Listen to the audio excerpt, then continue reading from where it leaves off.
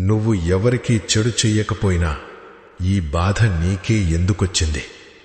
నువ్వు ఎవ్వర్నీ ఏడిపించలేదు, ఎవ్వరి జీవితంలోనూ విషం చిమ్మలేదు.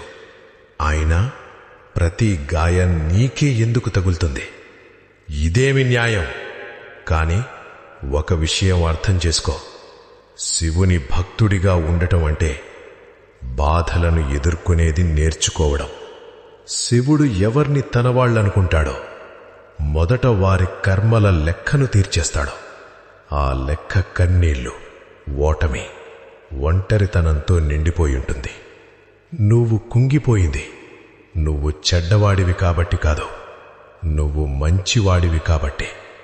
శుద్ధమైనది మాత్రమే కరిగించబడుతుంది. పాపం చేసిన వాళ్ల సమయం కూడా వస్తుంది. కాని శివుని ఆశీర్వాదం పొందినవాడు ముందుగా అగ్ని